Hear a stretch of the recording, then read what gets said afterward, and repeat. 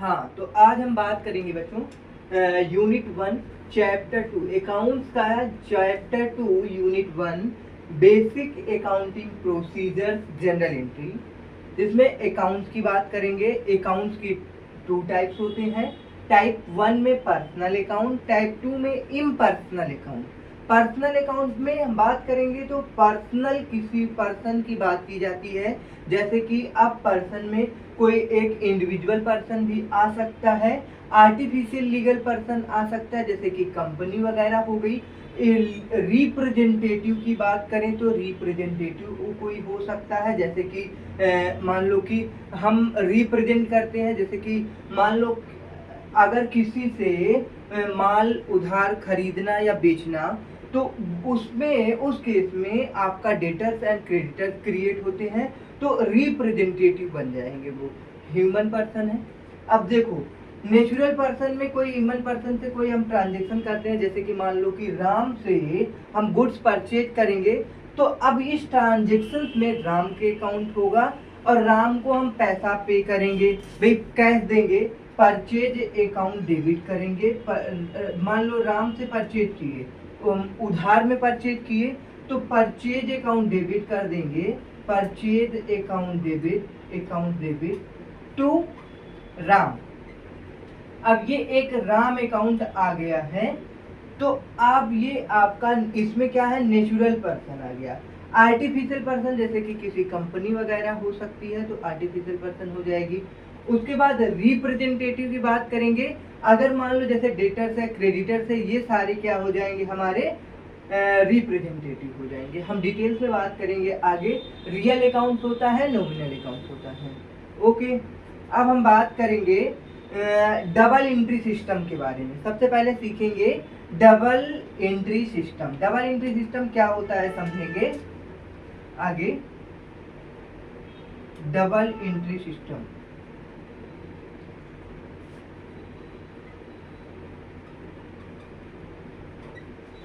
Entry system देखो क्या है, पहले क्या होता था, सिंगल एंट्री सिस्टम फॉलो करते थे लोग। फिर बाद में एक समय आया, एक मैथमेटिशियन थे लूका पिशाली, उन्होंने क्या किया, डबल एंट्री सिस्टम की खोज की। उन्होंने बताया कि कोई भी ट्रांजैक्शन हम करते हैं तो उसमें दो अकाउंट का इम्पैक्ट करता है।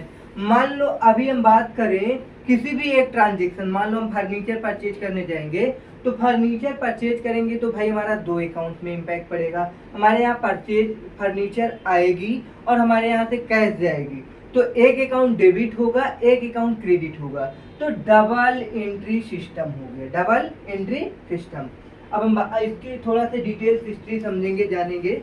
तो double entry system of accounting is more than 5 years old. Luka पिशियोली an Italian person थे, मैथमेटिशियन। देखो, एक मैथमेटिशियन पर्सन था जिसका नाम है लूका पिशियोली, उन्होंने इसे पब्लिश किया है। और इनकी एक बुक आई थी, बुक का नाम है, जो कि फर्स्ट बुक थी जो डबल एंट्री सिस्टम में डिस्क्राइब की, everything about arithmetic geometry and proportions. First book थी जिसका नाम था everything about. Double entry system में एक फर्स्ट बुक आई थी, फर्स्ट बुक का नाम था, फर्स्ट बुक जो कि डबल एंट्री सिस्टम से बुक डिस्क्राइब की गई थी, उस बुक का नाम था एवरी एंट्री अकाउंटिंग, वो everything about, everything about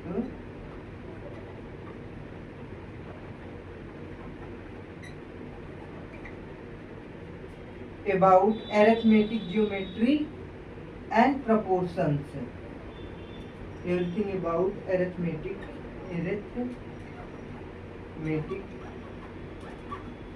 geometry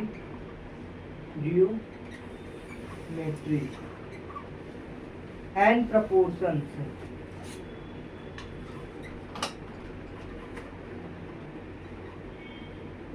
जी, ये बुक का नाम है everything about arithmetic geometry and proportions. ये फर्स्ट बुक थी जो डबल एंट्री सिस्टम पे बेस्ड थी, डबल एंट्री सिस्टम में बेस्ड थी। तो अब हम इसकी हिस्ट्री जान चुके हैं। इस बुक को लूका पिशियालू नाम के एक मैथमेटिशियन थे जिन्होंने डबल एंट्री सिस्टम की खोज की थी। हाँ, तो अब थोड़ा सा और समझेंगे। The first book that describe a double entry accounting system, double entry system of book keeping has emerged in the process of evaluation of various accounting techniques. It is the only scientific system of accounting to it. Every transaction has two-fold aspect. मैंने अभी बताया आपको double entry system में क्या होते हैं, दो accounts का इम्पैक्ट पड़ता है, मतलब कि two fold aspect debit and credit, and both the aspects are to be recorded in the books of accounts. Therefore in every transaction at least two accounts are affected. किसी भी प्रकार का कोई भी ट्रांजेक्शन होगा डबल एंट्री सिस्टम में two impact पड़ेंगे इसमें। For example purchase of furniture, वही एग्जाम्पल अभी दिए थे, देखो ये इसमें भी बुक में दे रखा है। Purchase of furniture either the cash balance will be reduced और लायबिलिटी। अब देखो बात समझो, यदि हम फर्नीचर परचेज करेंगे, परचेज ऑफ फर्नीचर, तो अब फर्नीचर परचेज करेंगे तो फर्नीचर हमारी असेट्स है तो असेट डेबिट होगी, फर्नीचर अकाउंट डेबिट हो जाएगा। अब वो फर्नीचर अकाउंट डेबिट टू, अगर हम कैश पे करेंगे तो भाई हमारे यहाँ से कैश चला जाएगा, या फिर अगर हम फर्नीचर को उधार में क्रेडिट में परचेज करेंगे तो हमारी लायबिलिटी इंक्रीज हो जाएगी। तो ये अगर हम कैश पे करते हैं तो कैश अकाउंट क्रेडिट हो जाएगा, या फिर और क्या हो सकता है, सप्लायर मतलब हमारा क्रेडिटर इंक्रीज हो जाएगा, तो टू क्रेडिटर या सप्लायर डाल सकते हैं, कोई दिक्कत नहीं है। सप्लायर अकाउंट क्रेडिट, ओके, तो हमारी लायबिलिटी क्रिएट हो जाएगी। तो ये है हमारा डबल एंट्री सिस्टम। आगे बात करेंगे और क्या है, देखो तो वही लिखा है, अगर हम either the cash balance will be reduced और liability to the supplier will arise and new asset furniture is acquired. बिल्कुल, इसमें दो इफेक्ट पड़ेगा, हमारे यहाँ फर्नीचर आ जाएगी तो फर्नीचर अकाउंट डेबिट कर देंगे, कैश जाएगा तो कैश अकाउंट को क्रेडिट कर देंगे। This has been made clear already. The double entry system records book the aspect. It may be defined as the system which recognize and record both the aspect of transaction. This system has proved to be systematic and has been found of great use for recording the financial transaction for all kind of entities. It means कि अगर हम financial statement बनाते हैं तो इस double entry system से किसी भी प्रकार की एंटिटी हो तो उस पे अपने ट्रांजेक्शन को रिकॉर्ड कर सकता है। Entities requiring using of money. अब advantage of double entry system समझेंगे। Advantage of double entry system, advantage of double entry system क्या है अब हम आगे समझेंगे। एडवांटेज ऑफ, हाँ तो हम बात कर रहे थे एक advantages of double entry system. बहुत सारे एडवांटेज हैं इसके। फर्स्ट नंबर क्या है एडवांटेज, देखो समझो। By the use of this system the accuracy of the accounting work can be established through the device of the trial balance. मतलब कि इस सिस्टम से accuracy of the accounting work can be established. Accuracy आती है, क्या आती है, accuracy of the accounting work।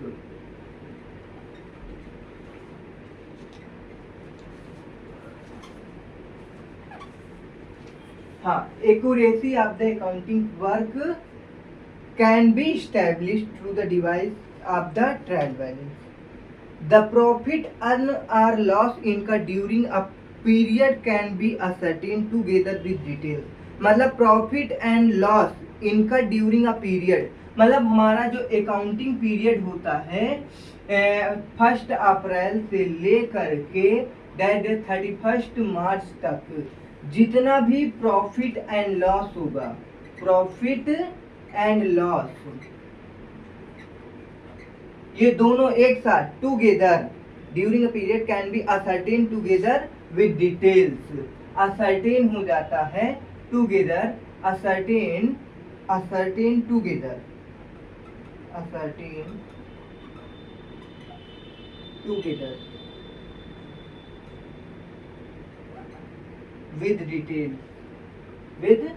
Details. हाँ, अब थर्ड एडवांटेज के बारे में समझेंगे। The financial position of the entity are the institutions concerned can be ascertained at the end of each period through the preparation of the financial statement। मतलब कि financial position of the entity और the institution concerned can be ascertained at the end of the period through the preparation of the financial statement। मतलब जब हम financial statement prepare करते हैं तो हमारी फाइनेंशियल पोजीशन का इसमें पता चलता है। फाइनेंशियल पोजीशन के बारे में पता चलता है। फाइनेंशियल पोजीशन, या फिर बात करें ऑफ द एंटिटी और institution concern can be ascertain. Financial position ascertain होती है। क्या होती है? फाइनेंशियल पोजीशन असर्टेन होती है। ओके, अब फोर्थ एडवांटेज है, बात करेंगे फोर्थ एडवांटेज के बारे में। The system permits account to be kept in as much details as necessary and therefore provide significant information for the purpose of control and reporting. अब देखो क्या होता है कि इस सिस्टम में परमिट्स है account to be kept in as much details as necessary and therefore provide significant information for the purpose of control and reporting. इसमें क्या है, हमें सारे के सारे अकाउंट्स क्या होते हैं, डिटेल्स में इंफॉर्मेशन प्रोवाइड करते हैं for the purpose of control and reporting. ये क्या करता है, ये सिस्टम परमिट करता है, the system permits accounts to be kept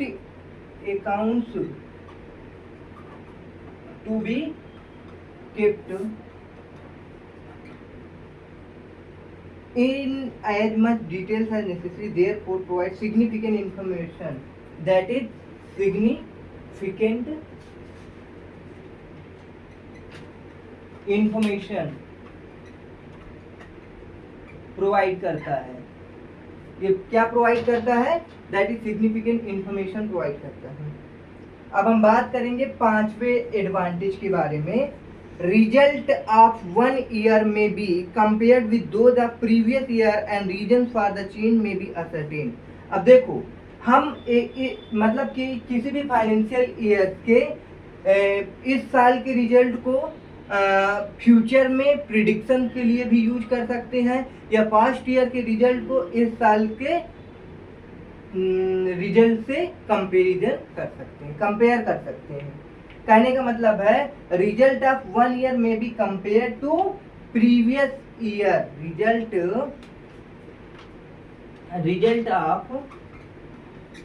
result of 1 year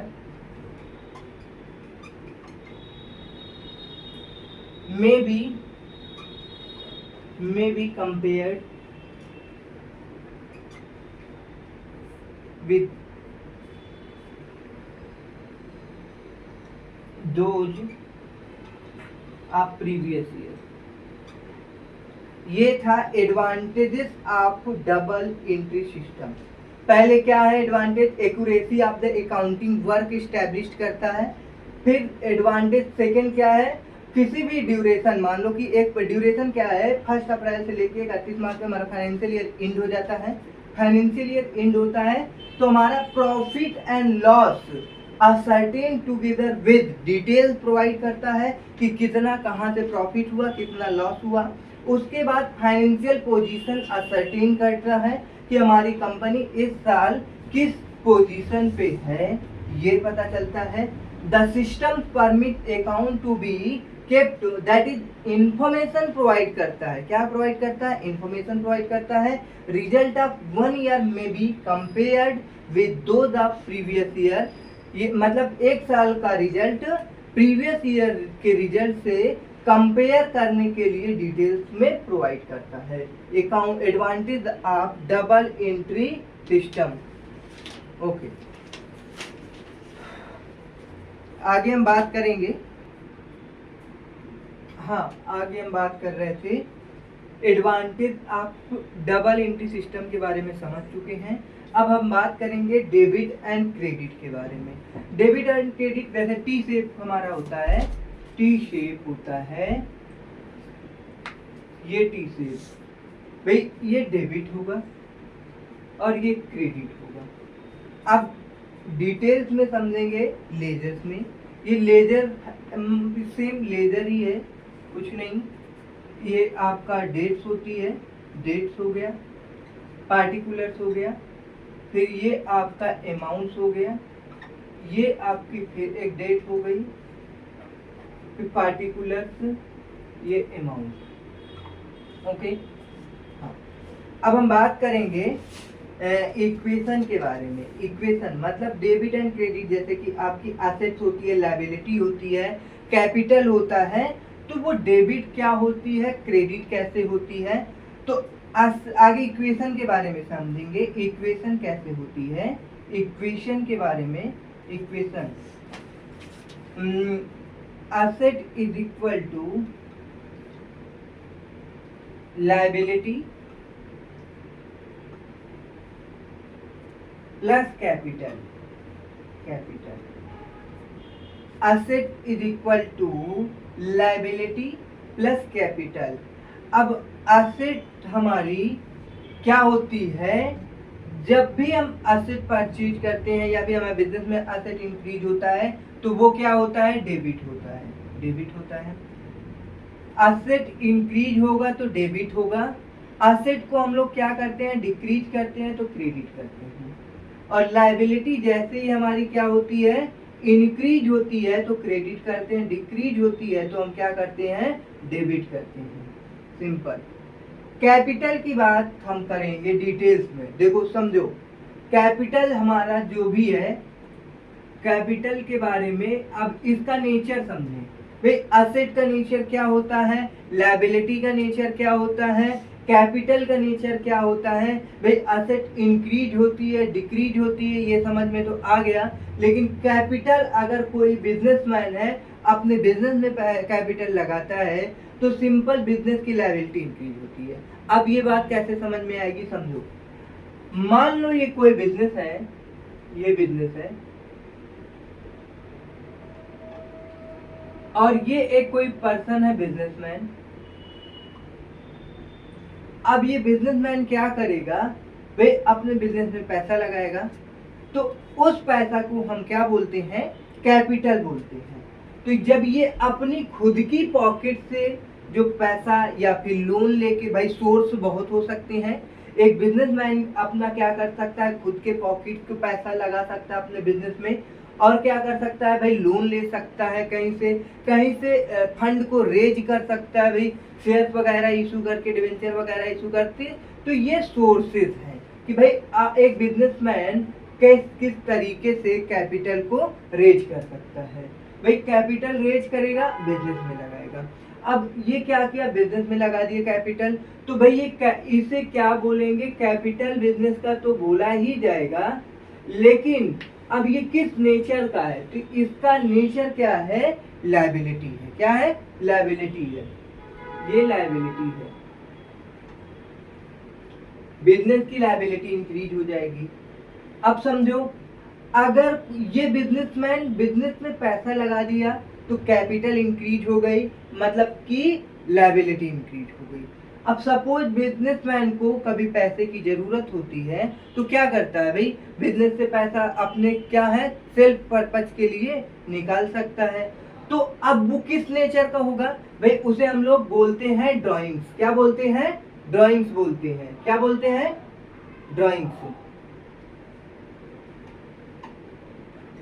drawings, ये वो ड्राइंग्स नहीं है, ये ड्राइंग्स है, मतलब जो पैसा विड्रॉ करता है बिजनेसमैन अपने सेल्फ कंजम्पशन पर्पज के लिए, सेल्फ यूज के लिए, सेल्फ यूज के लिए जो पैसा बिजनेस से विड्रॉ करता है उसे बोलते हैं ड्रॉवल, मतलब ड्रॉ करता है। तो अब इसका नेचर क्या होता है? इसका नेचर होता है बिजनेस के लिए असेट्स। भाई अब बताओ, कोई एक पर्सन है, जैसे कि बिजनेस था, इसको पैसा दिया, तो भाई ये इसको एडवांस में दे रहा है, एडवांस में दे रहा है। भाई प्रॉफिट थोड़ी है कि ये ले लिया अपना प्रॉफिट, भाई प्रॉफिट अल्टीमेट बाद में लेगा। लेकिन अगर ड्यूरिंग द बिजनेसमैन को क्या जरूरत हुई, कुछ पैसे की जरूरत हुई, तो पैसा ये उधार लेगा अपने बिजनेस से। तो बिजनेस का क्या हुआ? असेट्स हुआ। सपोज मान लो कि हम किसी भी पर्सन को, अपने मित्र को या किसी को पैसा देते हैं एडवांस में, तो हमारी एसेट ही तो होती है, असेट्स होती है, बाद में हमें वो पैसा दे देगा। तो इसमें क्या है, ये बिजनेस क्या कर रहा है, इसको पैसा दे रहा है, तो उसकी क्या हो गई, असेट बढ़ गई, असेट इंक्रीज हो गई। और जब ये बिजनेसमैन क्या करता है, बिजनेस में पैसा लगाता है, तो उसे हम कैपिटल बोलते हैं, और वो लायबिलिटी इंक्रीज होती है बिजनेस में। बताओ समझ में आ गया? हाँ, अब इसकी हम जनरल एंट्री सीखेंगे। जनरल एंट्री कैसे होती है, देखो अब मान लो कि अब बिजनेसमैन क्या किया, बिजनेस में पैसा लगाया, तो भाई लायबिलिटी के बारे में हम क्या सीखे थे, लायबिलिटी जब इंक्रीज होती है तो क्या होती है, क्रेडिट होती है, जब डिक्रीज होती है तो डेबिट होती है। भाई अब सिंपल यहाँ पे समझो, कैपिटल बिजनेस में आया है, बिजनेस की लायबिलिटी इंक्रीज हुई है, तो ये क्रेडिट हो जाएगा। और किस रूप में आया है भाई बताओ, कैश आई होगी ना, कैश आया होगा तो ये डेबिट हो जाएगा, सिंपल। तो cash account debit to capital account credit, simple. Journal entry भी हो गई।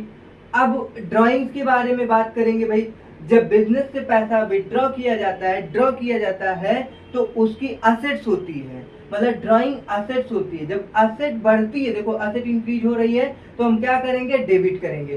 तो ड्राइंग से अकाउंट को क्या कर देंगे, डेबिट कर देंगे। टू भाई बिजनेस से कैश जाएगा, कैश अकाउंट क्रेडिट हो जाएगा, सिंपल।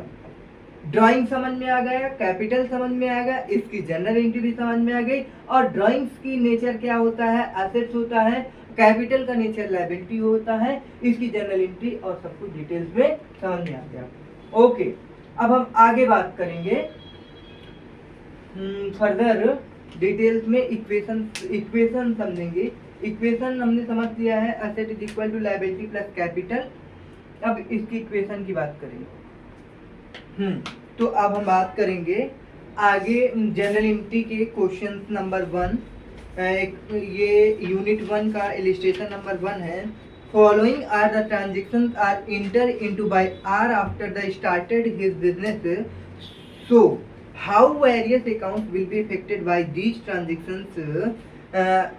फर्स्ट ट्रांजेक्शन है, R started with business capital of ₹5,000, he purchased furniture for ₹1,200, paid salary to his clerk 1,100, paid rent 1,150, received interest 2,000। तो अब इन सारे ट्रांजेक्शन की एंट्री समझेंगे, जनरल एंट्री।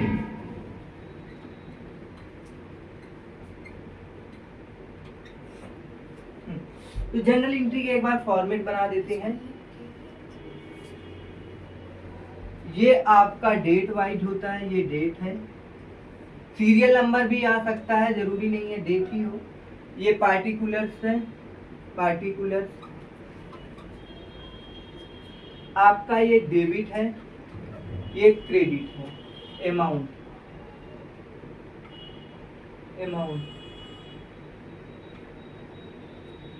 ओके।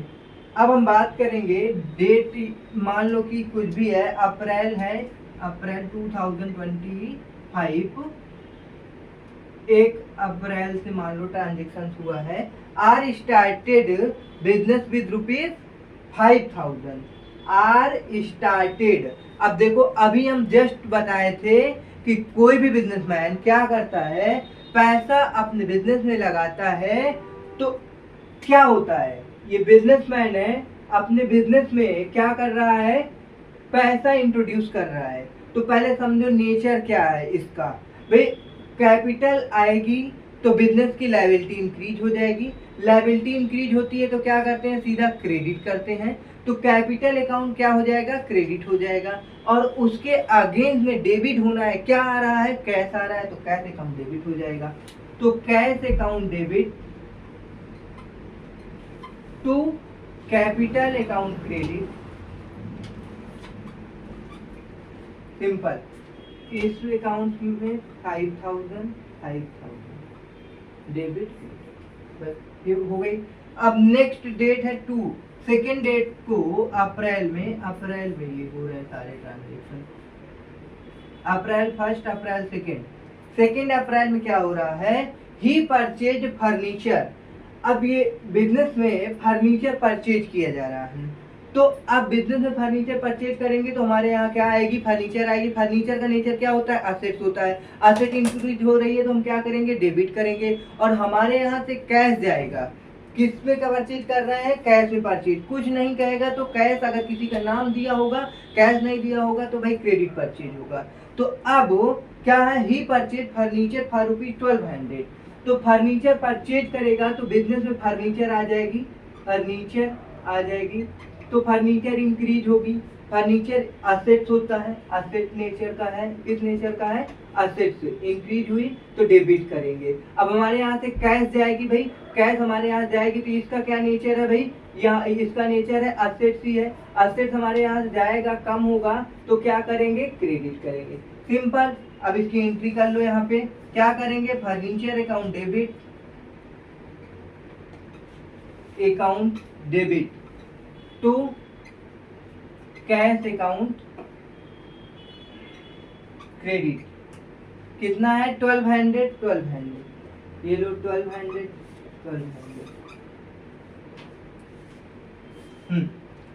नेक्स्ट इसमें हम वो नहीं डाल रहे हैं, नरेशन नहीं लिख रहे हैं, नरेशन सिंपल है। Being mister R started his business with ₹5,000। Being purchase of furniture with ₹1200 in cash, ऐसे आप नरेशन लिख सकते हो।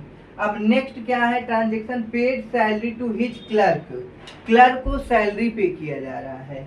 तो अब क्लर्क को सैलरी पे करेंगे तो क्या होगा, समझो बिजनेस में हमारे यहाँ एम्प्लॉय काम करेंगे या क्लर्क काम कर रहा है, जो भी है उसे हम सैलरी पे करेंगे तो इसका बिजनेस का क्या है, एक्सपेंस है। अब समझो यहाँ से हमारे बिजनेस से कैश जाएगी, मतलब कैश क्या होती है, अभी बात किए थे असेट्स होती है। भाई असेट कम होती है तो क्रेडिट होगा। तो भाई हमारे यहाँ से कैश जा रही है, क्या जा रही है, कैश जा रही है टू कैश अकाउंट। कैश हमारे यहाँ क्रेडिट हो गया, कितना क्रेडिट हुआ है, 1100 हो गया।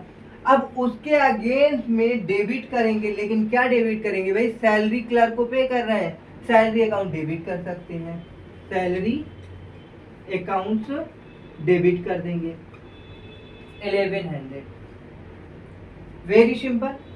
अब इसे गोल्डन रूल्स भी समझ सकते हैं, गोल्डन रूल आसानी से बता देंगे अभी, वो बहुत सिंपल है बट वो रटना रहता है, ये इसको समझना होता है कि भाई समझ लिए, असेट इंक्रीज हो रही है डेबिट, असेट डिक्रीज हो रही है तो क्रेडिट, लायबिलिटी इंक्रीज हो रही है तो क्रेडिट, लायबिलिटी डिक्रीज हो रही है तो डेबिट। बस यही चीज करना है, काम खत्म। अब रेंट पेड, अब रेंट पे किया जा रहा है, भाई क्या हो रहा है, रेंट किसी को पे करेंगे, भाई पैसा हमारे यहाँ से जाएगा। सिंपल, कैश जब जाती है तो क्या होता है, क्रेडिट होता है, सिंपल। ये भी एक साथ इसको मर्ज कर सकते हैं, ये ट्रांजेक्शन को क्या करेंगे, भाई इसमें salary account debit, rent account debit to cash account credit, यही भी लिख सकते हैं। रेंट अकाउंट डेबिट कितना दिया है, 1150। अब इन दोनों को हम ऐड करके एक साथ टू कैश कर सकते हैं,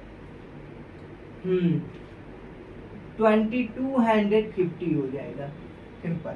फिर अब क्या है, रिसीव्ड इंटरेस्ट, किसी भी चीज का इंटरेस्ट हमें रिसीव्ड हो रहा है मतलब क्या है समझो, फोर्थ एंट्री भी यही हो गई, फिफ्थ समझेंगे।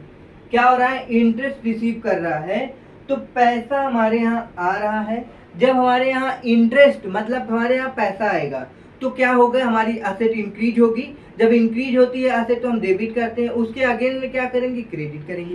एक अकाउंट पता चल गया, उसका नेचर पहले पता करो भाई वो क्या है, असेट्स है लायबिलिटी है। असेट इंक्रीज हो रही है क्योंकि हमारे यहाँ इनकम आ रही है, इंटरेस्ट, तो असेट इंक्रीज हो रही है, हमारी कैश बढ़ जाएगी, तो कैश अकाउंट को हम डेबिट करेंगे, उसके जस्ट अगेंस्ट वाले अकाउंट को क्रेडिट कर देंगे। तो हमारे यहाँ इंटरेस्ट रिसीव्ड हो रहा है, तो cash account debit to interest account credit, interest account credit कितने से, 2000 से, ये 2000, वेरी सिंपल।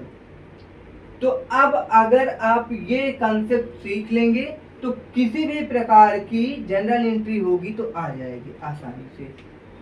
अब गोल्डन रूल भी सिखा देंगे। गोल्डन रूल में कुछ नहीं है, सिंपल। गोल्डन रूल में क्या होता है भाई, पर्सनल है, नॉमिनल है, रियल है, इनके तीनों रूल हैं, अभी बता देते हैं। बहुत सिंपल है, वेरी सिंपल। हाँ, तो अब हम गोल्डन रूल्स की बात करेंगे। हमारे 3 अकाउंट्स होते हैं, सिंपल 3 अकाउंट्स हैं, सबके बारे में आगे समझ लेंगे डिटेल से। पहला अकाउंट क्या है भाई, अपना nominal account, real account, nominal account, real account, personal account.